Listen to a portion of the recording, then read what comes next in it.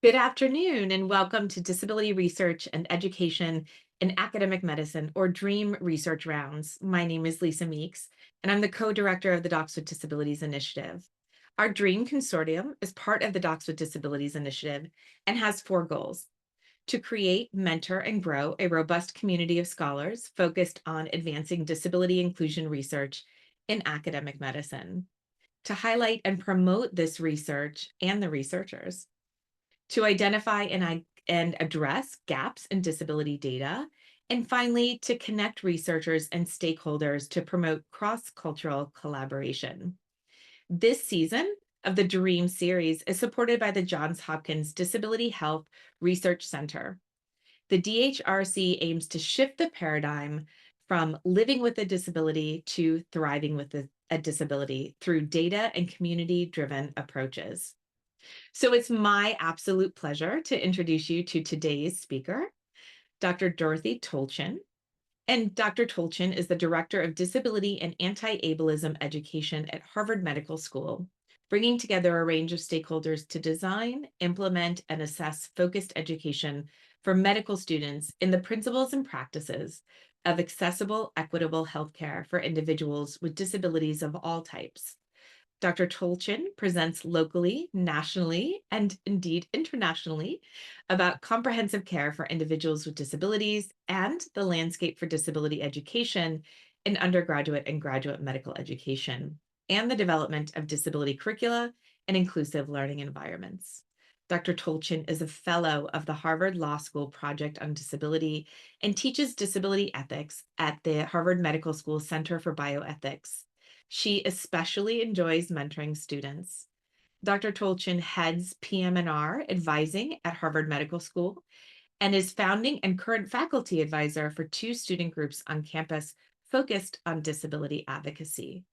Dr. Tolchin earned her AB summa cum laude and EDM and MD from Harvard University. Welcome, Dr. Tolchin. We're so glad to have you. Thank you so much, Dr. Meeks, and everyone on this team for having me, and to everyone who's joining us today for this webinar. I am going to get started, sort of launch into our topic of the day.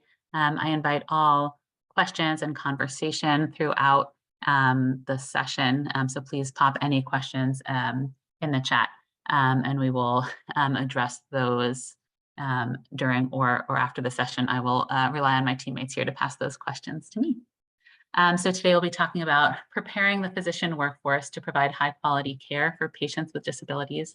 I'll be speaking both from a broad perspective and then narrowing in and sharing some of the experiences and work that we do at my home institution. So objective-wise, just reorganizing my screen for a second here. Hopefully by the end of this session, we'll all have some shared language around describing the need for disability education within medical education, be able to describe a little bit of the current landscape around disability education, and apply some tools and strategies to advocate for and integrate a disability lens into your own preclinical or clinical teaching, or more broadly into the disability work that I know that most or all of the folks on this call are already doing. So first, let's talk about sort of what is disability. In medicine, we encounter a number of disability definitions, which guide our practice and our thinking in different ways. So for example, there's a legal definition for the Americans with Disabilities Act. There are statutory definitions that are different that guide the types of insurance and other benefits our patients can get. A human rights definition that motivates advocacy work. So many different ways that we engage with disability in our daily practice. Today, we're going to use a broad biopsychosocial approach to thinking about disability when we talk about disability. So disability arises when function is impacted by interactions among person, environment, and society. We acknowledge that a person can enter the realm of disability at any time. Disability can be apparent or non-apparent, static or fluctuating, temporary or permanent. And individuals with disabilities can and do simultaneously hold all other intersecting racial, gender, and other marginalized identities. We also think about disability by type. And so again, when we are thinking about disability, we want to think most broadly about disability. So we include many sort of categories: physical disability, sensory, cognitive, intellectual, developmental, communication. We also include mental health and chronic illness and chronic health conditions under our broadest disability umbrella. We know that disability comprises the largest minority population in our country. So over a quarter of US non-institutionalized adults live with one or more types of disabilities. Very commonly mobility and cognition disability, and many others as well. And even globally, over 1 billion people live with disability, over 200,000 of whom live with substantial disability that impacts most aspects of daily life. And despite frequent interactions in the healthcare system, people with disabilities tend to be less healthy than individuals without disabilities, although they do not inherently need to be. So globally, people with disabilities are twice as likely to find healthcare providers, skills, and facilities inadequate, 3 times more likely to be denied healthcare, 4 times more likely to be treated badly within the healthcare system. And here in the US as well, people with disabilities are more likely to have chronic health conditions and to engage in unhealthy behaviors such as smoking. People with disabilities are less likely to engage in recreational physical activity. According to the CDC, nearly half of adults with disabilities get no aerobic physical activity at all. Having a disability is associated with higher rates of some kinds of cancers and delayed diagnoses. And if we hone in even further on the clinical encounter, there are some very common inequities in care and disparities that people with disabilities experience.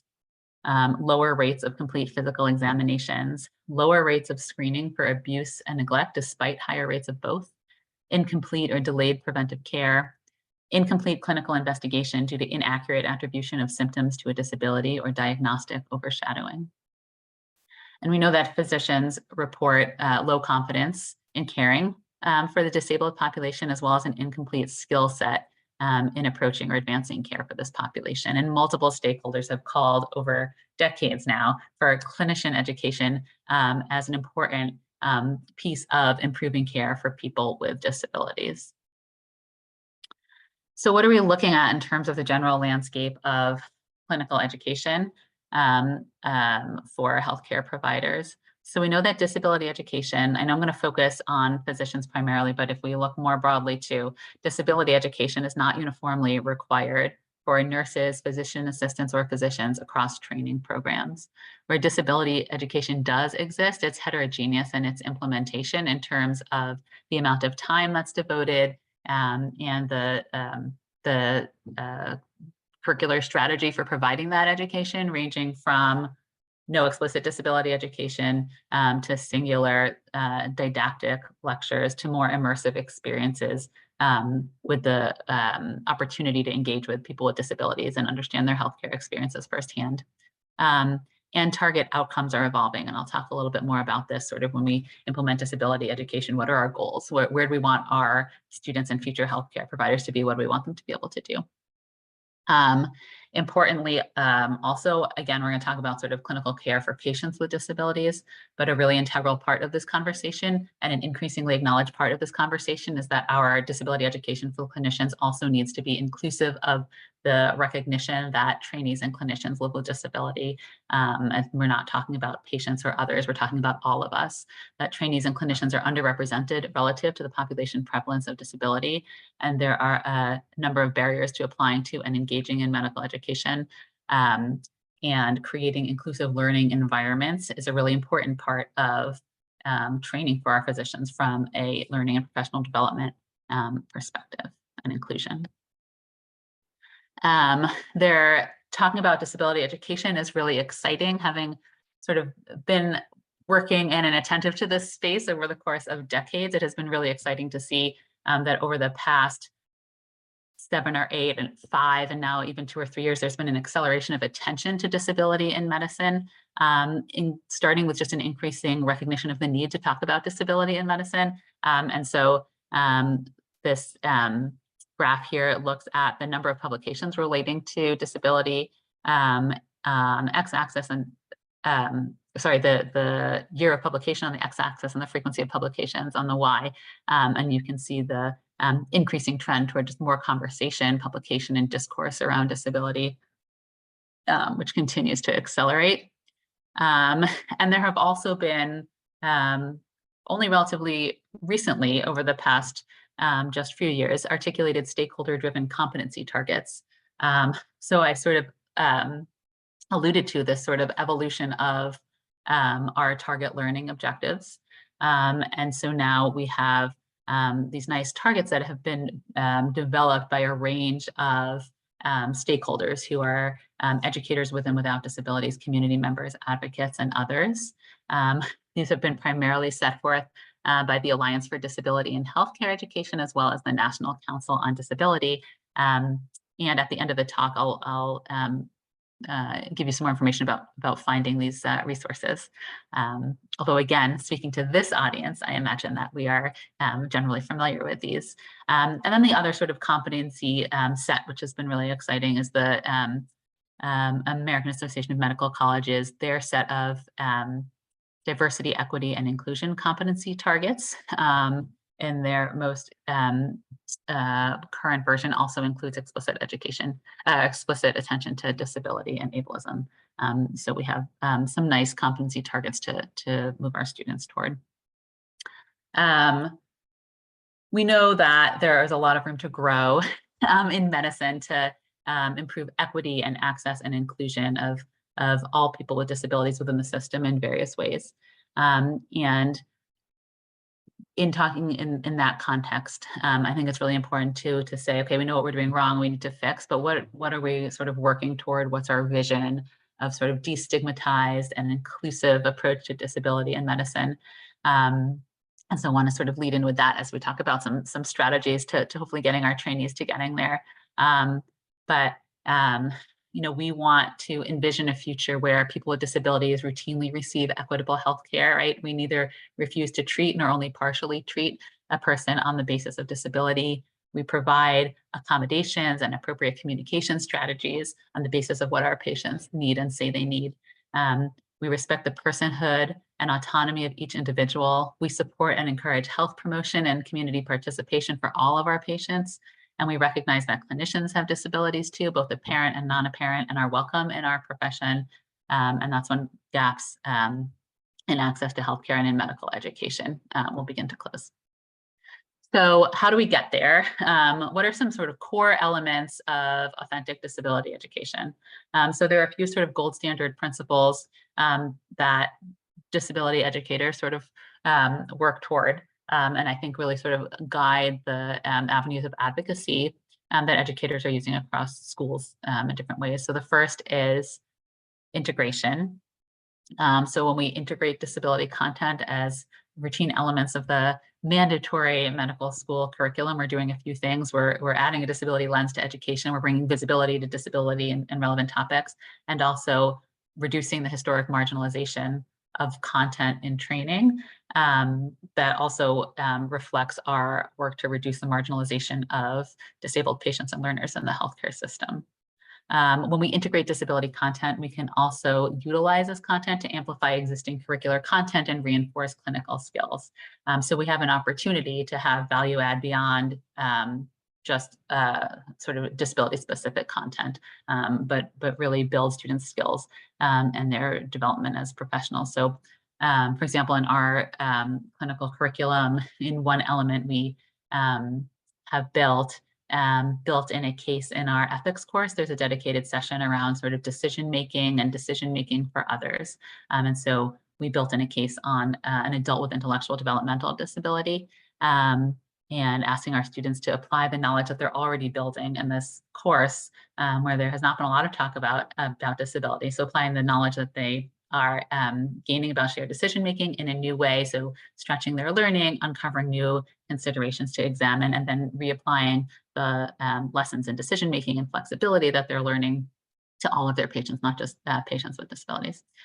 Stakeholder inclusion, extremely important for us to be able to build in to our students' perspectives as they grow, a consciousness of disability and the disability experience, so that our clinicians truly practice with humility and flexibility and access universally built into their approach and their practice, rather than having those things come as an afterthought or a response, rather than a proactive approach, and then disability as diversity is another really core element of moving away from the historic sort of medical model of disability being a flaw or a problem with a person, but rather disability being an element of an individual's identity that they can express and embrace in a range of ways um, um, uh, uh, as individuals. And so sort of core elements of disability education. There are some sort of leading edges. So I will go through, I guess I'm pausing a little bit because I also know that this audience is a little bit different and more informed from a disability perspective than the usual audiences I'm advocating for. So I apologize if I am being redundant with the things that I know you all think about a lot. So some leading edges in terms of concepts, what really at the end of the day do we want to make sure that our students come away with, right? One, disability does not equal poor health. Disability affects patients and providers. Disability can be identity. From a content perspective,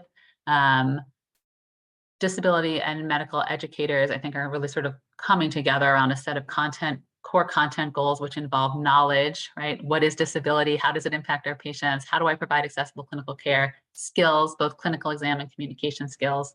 Reflective opportunities, right? What biases do I hold and how do they impact my actions? And empowered advocacy. How can I engage interprofessional colleagues? How do I connect with non-healthcare resources that are relevant to the health and well-being of my patient? How can I engage and improve systems of care to serve my patients and foster their health? Our approach, I think, covered a bit on the last slide in terms of integration of content and stakeholder inclusion. Assessment. Where and how do we build an assessment of the content that we're teaching our students? This, I think, is sort of the most sort of rapidly evolving piece of disability education. We have increasing data on sort of knowledge that students can learn, perspectives that can be impacted by different kinds of interventions, and really working toward assessing over the long term what's the impact of educational interventions on long-term clinical practice patterns, both within the clinical encounter itself and in the bigger picture in advocating for systems and structures that are accessible, and inclusive. Who should students be learning from? This sort of spans our approach and also our assessment, right? Who's giving feedback to our students and future clinicians, and what perspectives are our students hearing back from? But we want students to be learning from disabled patients, disabled learners, or range of people from all different parts of life with disabilities. Also from caregivers, what's the caregiver perspective and how do we meaningfully engage caregivers in the overall care for our patients? Family, clinicians experienced in caring for people with disabilities, peers with disabilities, as well as community advocates. So we have a lot of resources around us that have the opportunity to engage. So at Harvard Medical School, 5 years ago, we inaugurated an integrated longitudinal disability and anti-ableism curriculum, really with the bigger picture goals of preparing future clinicians to provide accessible and equitable care for patients with disabilities of all types, advanced care for patients that is flexible, humble, and community engaged, foster welcoming learning and practice environments for students and clinicians with disabilities, and incubate future leaders in disability medicine. So I will now share some of the strategies and opportunities that we have sort of seen and built in over time as just some examples. Lots of folks are doing lots of very cool things. Folks at other schools are doing some very similar things that we are doing. And we've had really nice opportunities to collaborate and learn from each other and work together. So I hope that these will be examples that can fuel some conversation and potential future collaboration. I welcome everybody's feedback, and there's definitely more out there than this, but I will share from what I do. So some strategies. So the first sort of strategy I'll talk about is teaching our students about language and word choice. And as we all know, the words that we choose to use reflect often how we think and also frame for others how we think and the messages that we project. So we teach our students, right, to use preferred language. And how do we know what a person's preferred language is by asking. When we talk about person first language, right, which emphasizes humanity over disability, and what we recommend in line with stakeholder recommendations to default to person first language if you don't know a person's preference, right? So this is individual with a disability. And this is distinct from identity first language, which would be disabled person, right? Which emphasizes an individual's own choice to express the centrality of disability within their own personhood. So this is just sort of a visual representation. So on the left is identity first, where the autistic person, for example. So for this person, autism is frames who they are and how they approach the world and identify as such, versus person first language, which might be person with autism, that this person interacts with their autism as something that is a part of their life, but doesn't frame their approach or their lives necessarily. A lot of times in academic medicine settings, folks have really thought a lot about or have articulated preferences around language. And when we ask, not every patient that our students or clinicians will ask will necessarily have even thought about language preferences. And so in asking our patients our language preferences, it's also important sort of to acknowledge, what are some of our patients might not have preformed thoughts. And so this might be more of a conversation than a quick checkoff question in some cases. We talk about choosing your words carefully. So there are some words that we have fallen out of favor for a number of reasons, including the harm and stigmatization and marginalization and worse that the use of these words have caused to people. And so we talk about not using the word wheelchair bound, right? This really projects an image of restriction and weakness versus wheelchair user, a person who uses a wheelchair that sort of appropriately sort of places the wheelchair as an item that enables independence and freedom. The R word, retarded, which still shows up in a lot of medical literature and textbooks. We exchange for that intellectual developmental disability. We also talk about the importance of avoiding the dichotomy between a patient finding and a normal finding. And this happens not infrequently within the medical education setting. So, if you have a patient who has pulmonary function test, they would look in this particular way, but they wouldn't be normal like ours, for example. And so important that we talk about any one of us or the findings that any individual can have and project that to our patients or our students. The other piece around language is that we talk about that we're all human, and it's understandable that any individual person can make a mistake or use language that can have a harmful or distancing impact, even when that's not the intent. So we want to make sure, even when we're talking about all these like guidelines and structures for language and words to use and not use, that we don't inspire fear or students sort of retracting from trying to use any words at all, but creating an environment where it's okay to say, oh, that seems like maybe that was not the right word.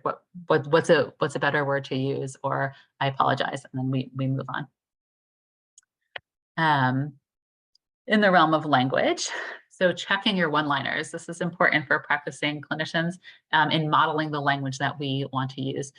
So we have a patient come in and we're doing a handoff, right? And we might say, this is X patient. We're going to describe them in some way, right? How do we describe them, and where and when do we include disability? So when we use disability descriptors unrelated to a patient's presenting symptoms, unrelated to our clinical reasoning, or unrelated to even need for accommodations, think about why are we saying it? So when we say, we have a patient with, trying to think of a good example. I'll show you an example next. With a disability, if we're naming disability and that is not really relevant to our interaction with this patient, it provides the opportunity for the next person we're talking to for any assumptions they have to kick in about what this patient's competence is to make decisions, what their quality of life is like, common assumptions that are made about people with disabilities that are often inaccurate. They can reinforce the practice of diagnostic overshadowing. Oh, that person has a disability. What they're presenting concern must be related to their disability. And can also undermine clinical care by triggering insecurity. We know that clinicians hold some insecurity around taking care of people with disabilities, in large part because they did not receive training about disability. And so we don't want to create the opportunity to distance the clinician from their patients. Okay, here's an example that we can use. So think about this, what you think of when you hear this. All right, so the next patient you're going to see is an unfortunate 56-year-old wheelchair-bound man with weight loss. And what image does that give you, or might that give someone else? And how is that different from our next patient is a 56-year-old man with weight loss? And how might that even be different from our next patient is a 56-year-old man with weight loss who uses a wheelchair, so we're going to need to get a wheelchair accessible scale. And we can think about, right, what is the messaging that we project about our patients and providing the kind of care we want to provide, and also how we think about the patient's diagnosis and potential diagnoses in context. So related is the next opportunity here is identifying and responding to disability-related microaggressions. So conversation and education around microaggressions has been increasingly embedded in medical education, but disability is not always a part of these conversations. So what is a microaggression? Microaggression, the everyday slights, indignities, put-downs, and insults that members of marginalized groups experience in their day-to-day interactions with individuals who are often unaware that they have engaged in an offensive or demeaning way, which is an important part of a microaggression, right? It's not always sort of intentional in its application. So this is an opportunity when we can identify and mitigate microaggressions to create safe learning environments and expand on conversations about communication and interaction. So there are unique features of disability-related microaggressions in terms of the underlying biases that sort of trigger them and the verbal and nonverbal forms that they take. Microaggressions relating to disability in the healthcare environment undermine therapeutic alliance, diminish our respect for the autonomy of the individuals around us, and project messaging that individual with a disability is valued less than a person without a disability. So what are some of the underlying, among many underlying biases that kind of fuel disability-related microaggressions? One, that disability is a form of illness or weakness only, and that non-apparent disability is less quote unquote real than apparent disability. Some of the verbal forms that disability-related microaggressions can take include denial of identity. Well, you say you have a disability, but you don't look disabled. Patronization. You're so inspiring, you have a disability, and you are still able to complete the daily tasks that everybody else completes. Infantilization, very common, right? Speaking to a companion rather than a patient is a good example of this. And then nonverbal forms. So providing unsolicited help. You see a person who uses a wheelchair and you hand them something that is nearby that they could otherwise have picked up, or you open the door that that person could otherwise have opened without asking first if the person would like help or without receiving a request for help.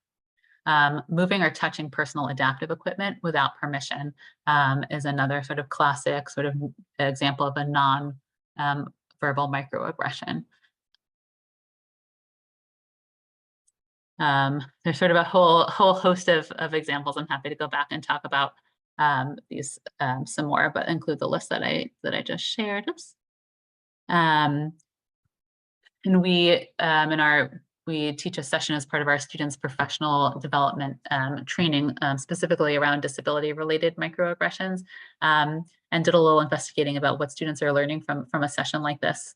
And was really interesting. The students took away a lot of lessons about identifying types of microaggressions that they could see, and reflected a lot on the assumptions that they've made, and also really took away bigger lessons about interacting with all people, not just people with disabilities. So again, as I sort of alluded to before, there's opportunities to use disability as a lens to actually teach much, sort of broader, bigger lessons. And this is important for our physician training, but also for our advocacy within our educational environments. One of the biggest sort of barriers to getting disability education sort of put into a curriculum is curricular time and space. And so advocating for that kind of real estate by offering opportunity to teach our patients beyond just our sort of priority piece of the world, I think is very valuable. We also talk about responding. So identifying microaggressions is important. So avoiding and carrying out microaggressions, identifying them where they exist, but what happens once you identify them? And so there are some strategies that we can all use and that we talk to students about using. And in particular, it can be really challenging for a student to speak up within the hierarchy of particularly a medical team on a clinical service. So opportunities like asking for clarification. So calling people in rather than out, right? So can you say more what you mean by that, or how have you come to think that? Separating intent from impact. So I know you might not have realized this, but when you said this or you did this, it felt hurtful to me, or I noticed that the patient seemed hard for the patient when you said that. Sharing your own process. So I noticed that you kept moving around our patient's wheelchair when they're being examined on the bed. And I used to do that too to make space in the room, but then I realized that when it's time to transfer back to the wheelchair, our patient didn't have the equipment that they needed. Requesting space for check-in. So it's not always sort of clinically well-timed to sit back and have a conversation if there's urgent clinical care that's going on, right? So giving students permission to ask to reflect later. I've been reflecting on our conversation from earlier. Could we find some time to talk about it? Let's see. Okay, so another opportunity to build in disability perspective in our work is using a biopsychosocial framework. So going back to this model that we talked about a little earlier. So the biopsychosocial model of disability is what we prioritize in our teaching about disability at HMS, and also a model that our interprofessional or non-physician colleagues use. So thinking about disability from this framework is important, both in providing clinical care and also in facilitating interprofessional collaboration. And you'll notice that the word disability doesn't show up per se, but rather the focus is more on describing how people function in their environments and opportunities for clinicians to play a role in fostering autonomy and independence. So this is the International Classification of Functioning, Disability, and Health from the World Health Organization, and really helps us think about how does an individual's the body structure and function interact with an environment, and what are principles of or what are features of the environment that can essentially enable or disable a person. So here's an example. So health condition. So we do one big case around heart failure, for example. So as an individual who has heart failure, that's their health condition. And the next step, and so what's the impairment there? How does it impact specifically their body? So it reduces their exercise capacity, for example. But then on top of that, does this patient have activity limitations? Are there specific activities that this person cannot do that is related to their reduced exercise capacity, but the reduced exercise capacity may not be the only reason they can't do it? So the activity limitation may be that they're unable to walk or bike. And if a person has an activity limitation, how does that interact with the features of their environment or the expectations of the people around them to impact their ability to participate in their local environment or community? So are there any participation restrictions? So in the case of an individual who's unable to walk, if this person, for example, does not have a mobility device or does not have a means of transportation, it may be more difficult, for example, to access healthcare. Now, that individual in a different environment who might have a mobility device or who might live next door to a healthcare setting or may have transportation might not have that participation restriction. So person with the same health condition, person with the same physical impairment can have a very different experience in their in their day-to-day lived experience. And so this framework provides an opportunity for us as clinicians to think about at which level can we intervene and where are opportunities, again, to help foster our patients' independence. So this is just another case that we use. This is a person with kidney disease and arthritis. And so when we're talking about this in a basic pathophysiology class, we focus a lot on what's the nature of the kidney disease, what's IgA nephropathy, how do we look at it under a microscope, all these kind of things. And then we can step up and say, okay, so what is the manifestation of this for this patient?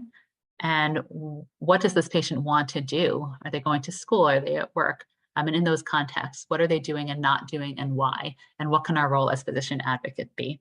And so by using this lens and thinking about disability, we're able to sort of build out these conversations to help train our students to envision their role as clinicians as broadly as we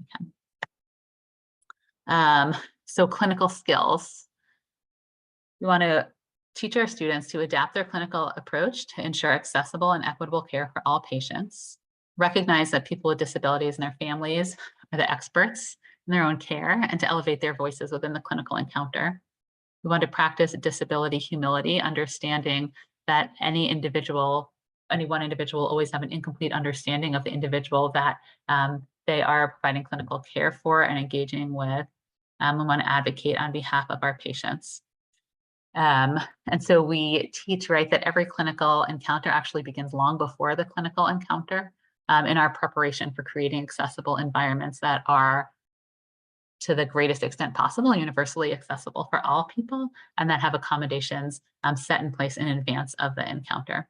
I'm not going to talk a ton about those pieces now, but I will talk about one piece that we highlight, which is accessible diagnostic equipment. One challenge in teaching about accessible diagnostic equipment is that in the clinical setting, often equipment is where it's available is in a closet or often another room. It's not always readily apparent to students or practicing clinicians for that matter. So it's important that we sort of explicitly talk about this when we're training our students to provide clinical care, so they won't always see it. So determine your patient's needs in advance of the encounter and use accessible diagnostic equipment as needed.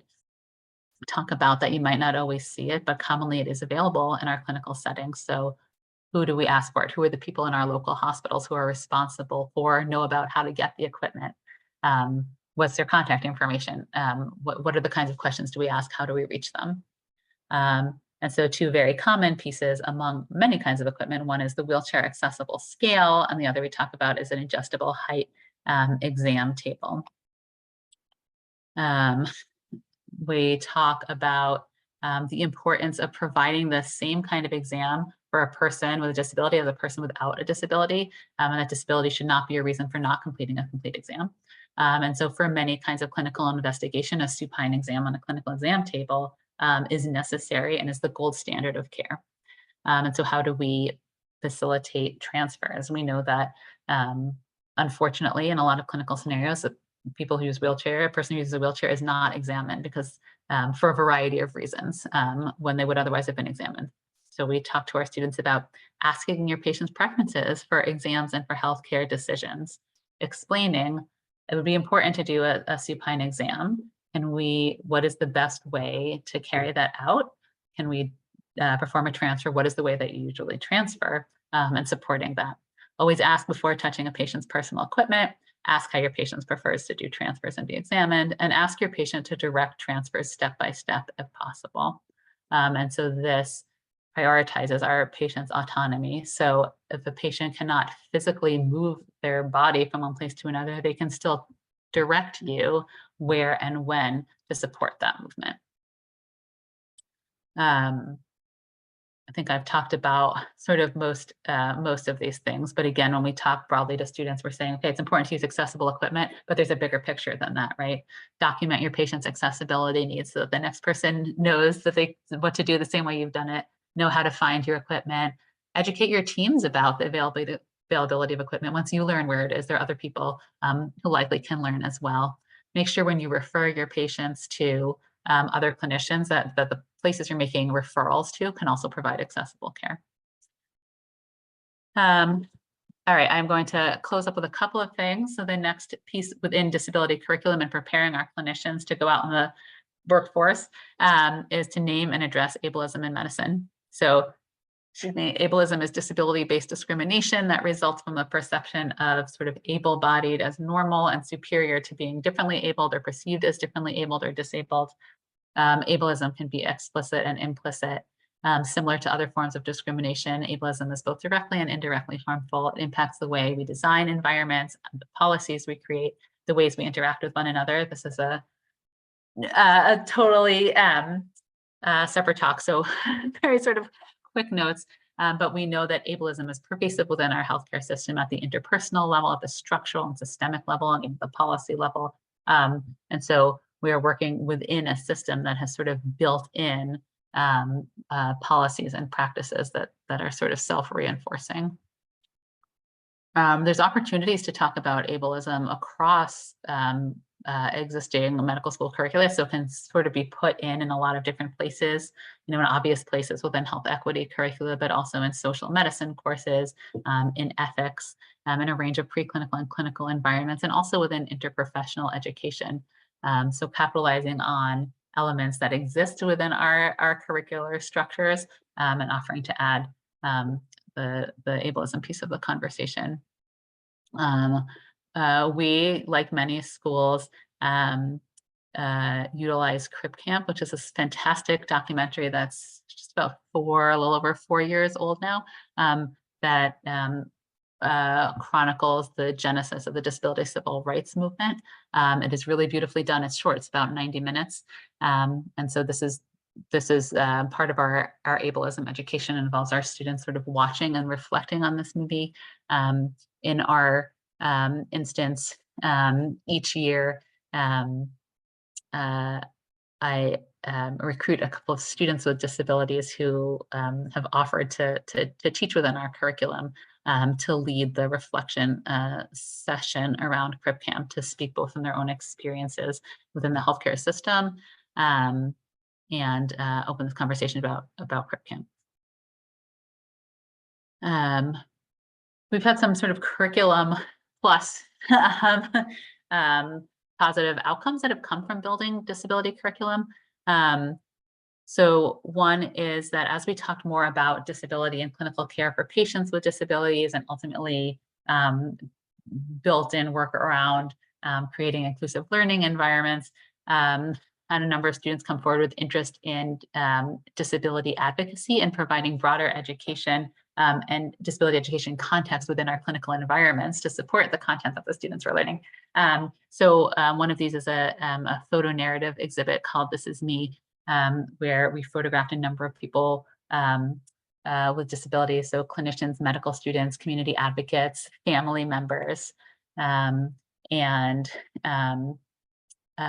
asked them about their perspectives on healthcare and lessons that they wanted to project to the healthcare community, and sort of distilled that into this exhibit, which is presented both sort of as a live in-person exhibit and now as a virtual exhibit that rotates through our hospitals.